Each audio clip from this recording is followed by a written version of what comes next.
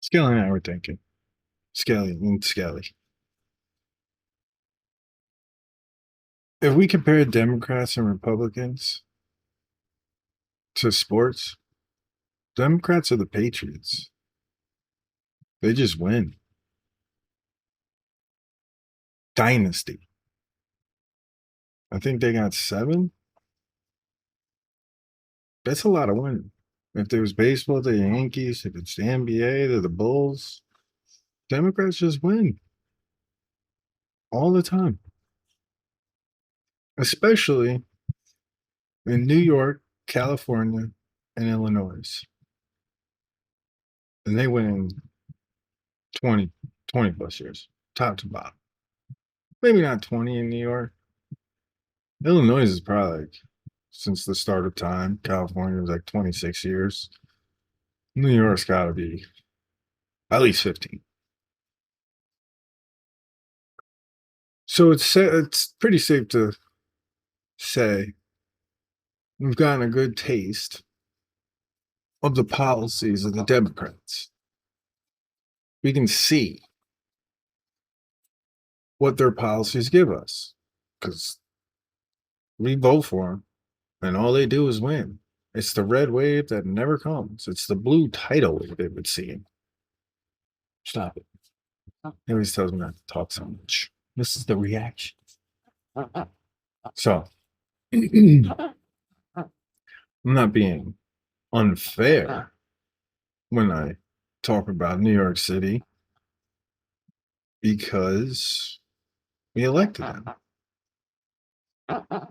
But I would like to know what is really actually going on because I watch Mayor Adams, I watch Leticia James and Braggs, and I watch the news, you know, and I watch judiciary hearings, and it just doesn't add up. So we go online, and check things out, and check the sources, see who's who, what's what. It's amazing. The oldest generation, I remember as a kid, my parents reading the paper about 15 minutes every breakfast. When they get home from work, it was the news, America's Most Wanted. That was a good show. Um, Unsolved Mysteries, but it was the news. CNN, Desert Storm. My dad thought CNN was amazing. He used to watch. The point is, I would say back then an hour and 15 minutes, probably at least 4 days a week, 5 days a week. The adults were going to the news and reading the paper. Why make so much noise? So they're trying to be informed. Well, today we have the news, we have the paper, but we also have the internet. And the internet isn't always right. But either is the paper or cable. With that being said, or me, or him, or Skelly, not always right. But it's amazing to be able to go and investigate, do your own research on what the people you elected are actually doing. Which brings me to another point. This is another minute, and then we're going to get into this video.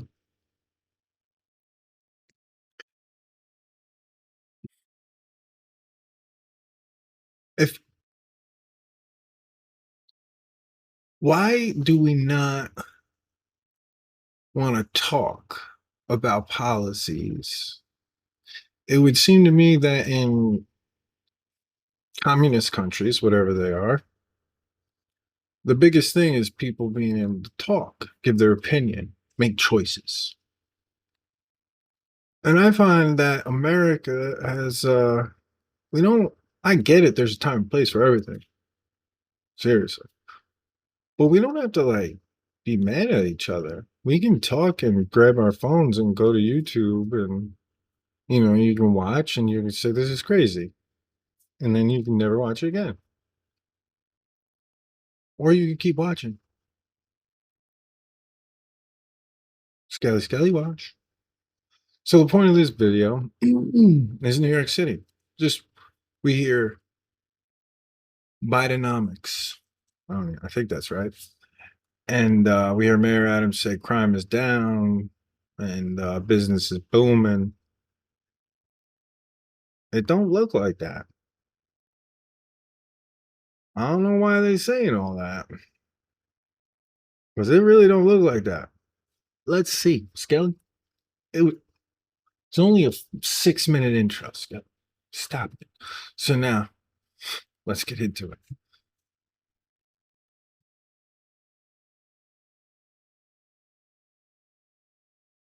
Center had some ball inside. The operator says crime's gotten so bad there, they are breaking the lease and closing down shops. But the MTA says not so fast. So this here is one of the newest malls in New York City. It opened just 10 years ago, cost over $1 billion to build, but now it's closing because of crime. From smash and grabs to mobs of thieves, retail theft is rampant. The shops are supposed to be part of Fulton Center's appeal, but something's happened. Most of the shops are gone. Shoplifters are unafraid when they come to the stores. They feel it's their right to take whatever they want. It's a beautiful place. It could be a little more well kept. Homelessness is part of the reason that Westfield, the mall operator, wants out. Yeah, I guess the homeless issue can become an issue at some point because of how mental health is kicking in. When we catch someone shoplifting and we call the police, it's a very slow response, and it's very difficult to detain someone because we don't want to have an altercation at the store. The NTA is the landlord. Its leaders told us they have confidence. Policies. I think the big thing was defund the police. Bail reform. I'm sure and they got big words in these bills and this legislation and these laws, big words. What the big words seem to give us is, And they want Westfield to stay put.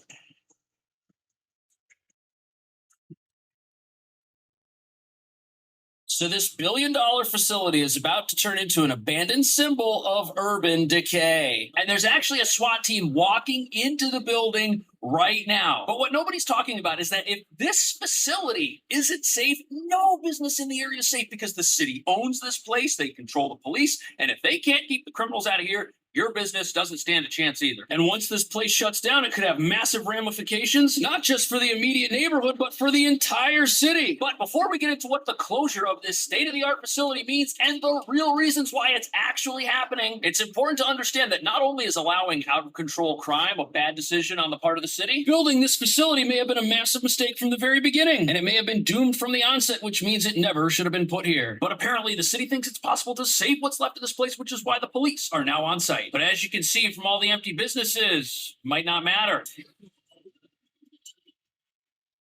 why would it? In New York City is suing mall giant Westfield after the company stopped all operations at the Fulton Center in Lower Manhattan. Westfield saying it's because of crime and quality of life concerns. So as you can see from the areas and the stores that are closed, the operator of this mall, Westfield, a national mall operator, has shut down and is ending their operation here. And most of the kiosks are closed. You'd expect these places to be open right now. That's actually an eviction notice right there. Haagen-Dazs got kicked out. Find me another Haagen-Dazs where they get evicted for not paying rent. And if you look up here, the entire upstairs is not being leased. Look at this. All this space, nothing going on. And worst of all, on the other side of these ropes, look at that. The bathrooms, they are shut down. That's how you know a place is closing when there's no bathroom. But it's not just out of control crime that's causing this place to shut down. The operator also alleges that the city was a total slumlord. And although the operator has a 20-year lease with this facility, they're trying to pull out ahead of schedule. And the whole construction of this place Did they say that the government that runs the property is slumlords?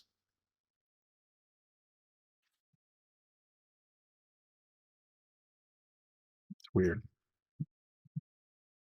It was sadly finished 11 years behind schedule, and the operator asked for a rent reduction in court because the building wasn't delivered as promised. And believe it or not, they won a $13 million judgment against the city and continued to operate. But that was 2018, and since then, things have gotten a lot worse. Shops are supposed to be part of Fulton Center's appeal. Retail upstairs, a transit hub that services 8 subway lines down below. But something's happened. Most of the shops are gone, and some now feel. So as you can see, the city's crime wave problems are kind of magnified by what's going on in here. And that's because this is a major transportation hub. And not only is crime a big problem down here in the subway, it's an even bigger problem for the mall because they're not able to rent their stores. And if they can't rent their kiosks because nobody feels comfortable operating them, it means the company Westfield that operates this place isn't going to make enough money to pay their bills with the city, who's their landlord. And you'd think with all the foot traffic here, somebody would want these places. But look, they're all empty except for one. And the shoe shine guy is open. God bless him. But as you're about to see, the design of this building is why it has such a crime problem. Shoe shine, It's hard pretty work, surprising that for nobody real. realized this before building this place.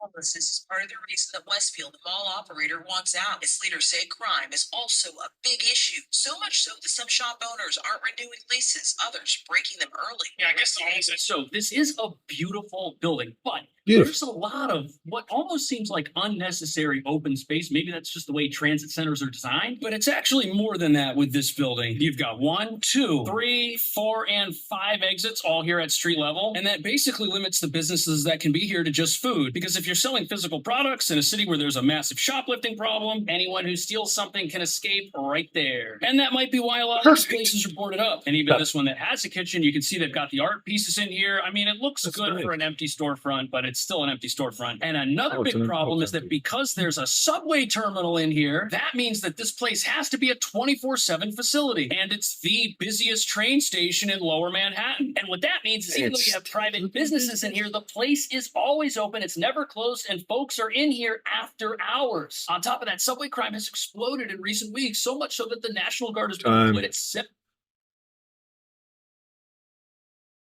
Did Mayor Adams have an interview with the Breakfast Club? I watched it. Maybe you should watch it too.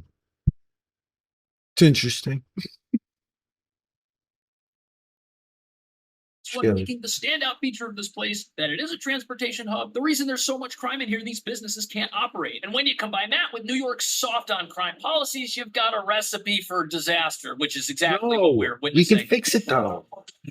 We just got to talk.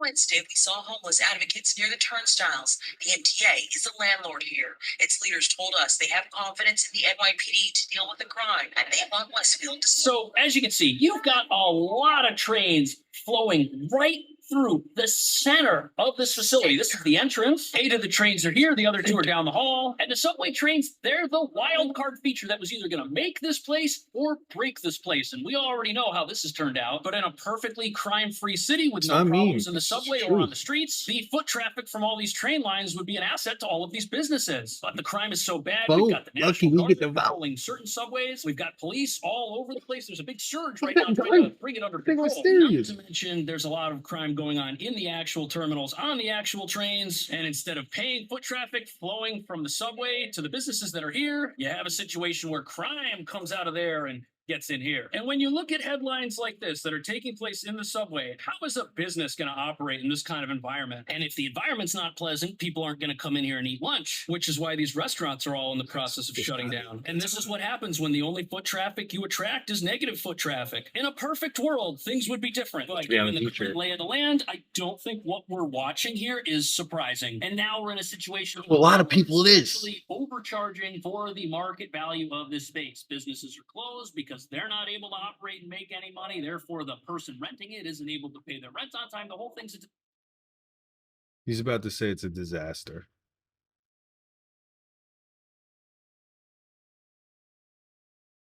Bidenomics. This isn't good. I'm not laughing. Well, I'm laughing at Bidenomics. That's kind of silly. Mayor Adams' interview on the Breakfast Club that, giving the key to P. Diddy, man, I was going to try to bring it up. Right? He did. Mayor Adams gave P. Diddy the key to New York City. That's weird. Right? It's weird. Every business does when they can't make the rent. They say, we're going to cancel, we're going to pull out, we're going to shut down. But crime's made it difficult for this place to turn a profit. So the transit system is suing. The lawsuit filed in federal court last month says the agency will face irreparable injury if Westfield abandons the Why all this center, fighting? saying that hurts the MTA, retail operators, and the public. The lawsuit includes a letter. So yes, a city with businesses shutting down, that does hurt the general public. But you know what else hurts the city? Crime. And I'm not trying to defend the billion-dollar mega corporation Westfield that operates this place. Yes, No. they're filthy rich. But like any business, they got into a situation expecting a premises that was fully complete on day one, that would be safe and free from crime so that they could rent out the other spaces for a set amount of money, which isn't happening. And that's why they're pulling out. But what's fascinating and what nobody's talking about is that down the street, Westfield owns another mall. But the one big difference is that although the city manages this facility, they have nothing to do with the other one that doesn't have any of these problems. Yeah. You wouldn't say. It's amazing.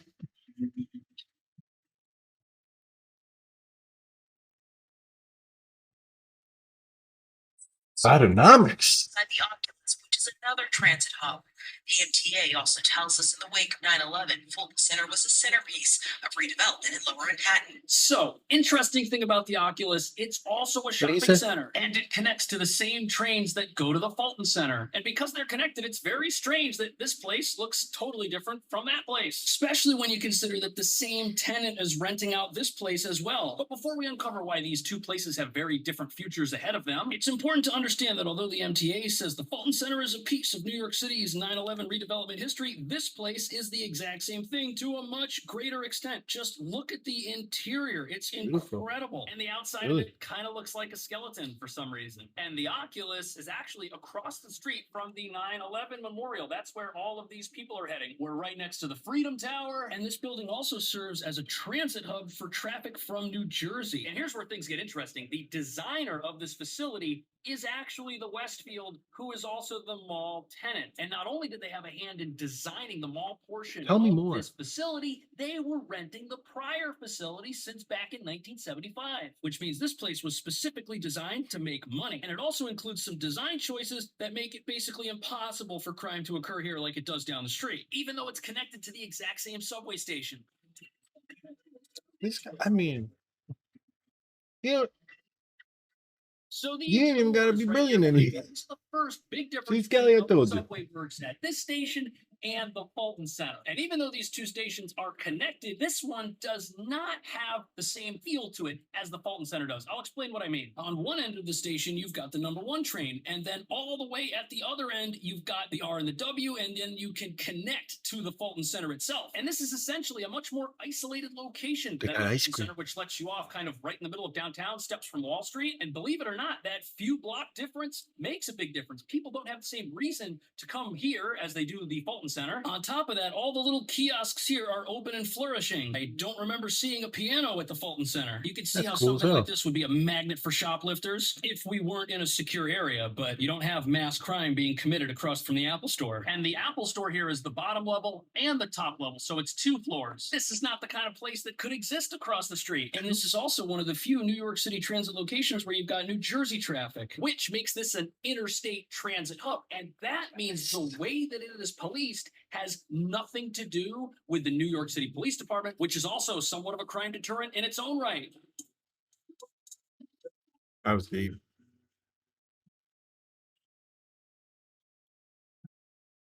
This music is good.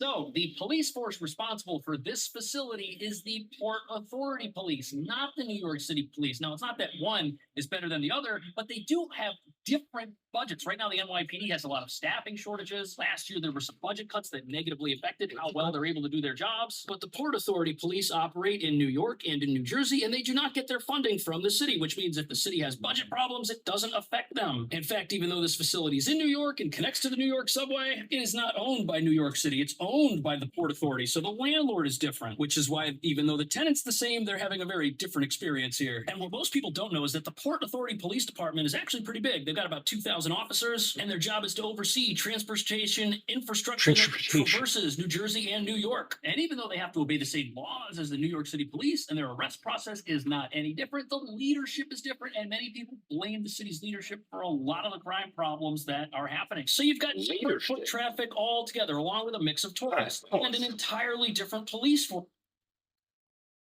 You know what's great about America?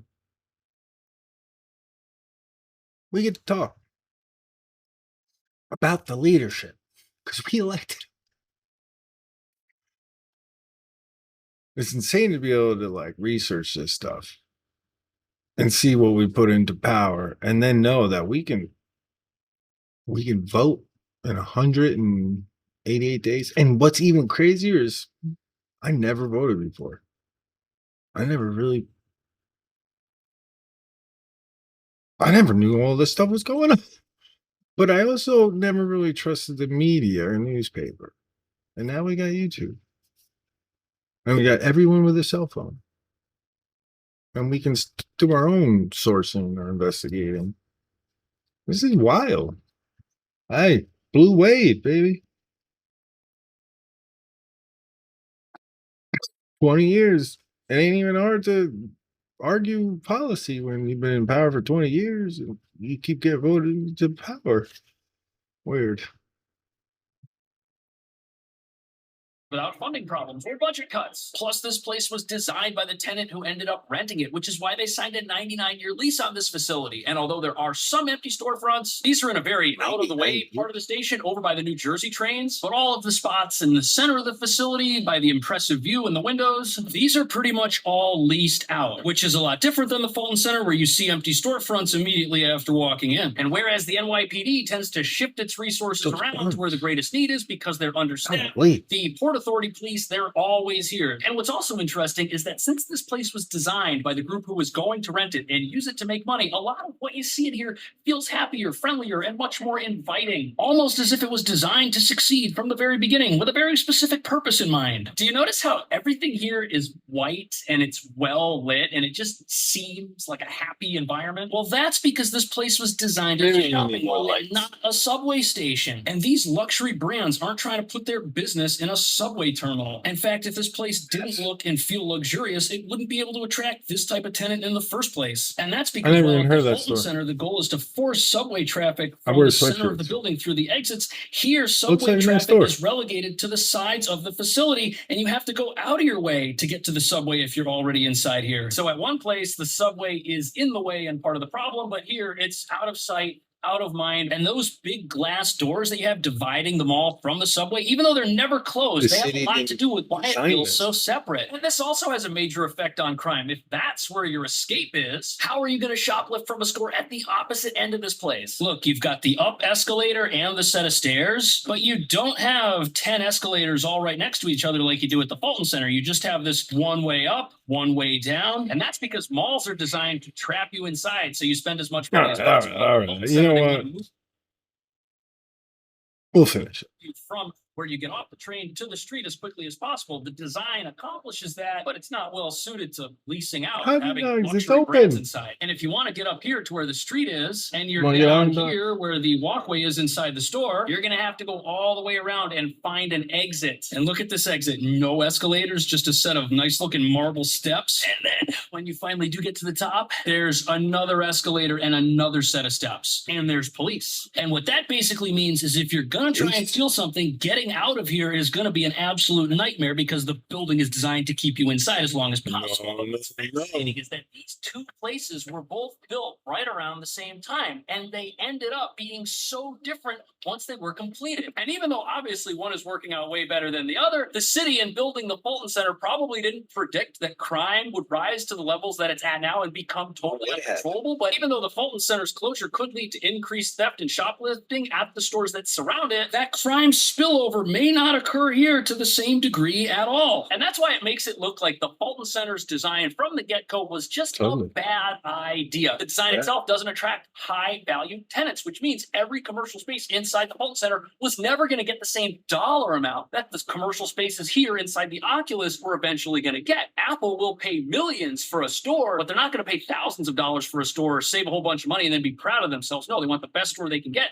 And that store is here, not over there. And when the Fulton Center was designed, it wasn't made the by city doesn't run developer it. who was then going to turn around and lease the place out. No, they hired an architect to make something that looked impressive. And it does look impressive. I'm not hating on the design. It's very beautiful, but it's not really functioning as an income-producing asset for the city. It's just a transit hub. And if the city is broke and they want to make transit hubs, maybe they shouldn't make them look like art pieces for billions of dollars that then can't be rented out to future tenants. And what we essentially wind up with at the Fulton Center is a facility that costs a ton of money to maintain and doesn't earn that same amount of money back, making its existence unsustainable. And if you look at most subway terminals, they are just a hole in the ground that leads to the train. We're not exactly talking about luxury real estate down here, which almost makes it look like the city had zero business building a luxury real estate asset. And that's what the Fulton Center is, but the city's running it the same way they run their other property, which looks like this and is covered with peeling paint. Just look at the tile in here. Man, the subway is in rough shape. And that's why it looks like the Fulton Center was doomed from the very beginning when it was decided that it was going to be built as something other than an access point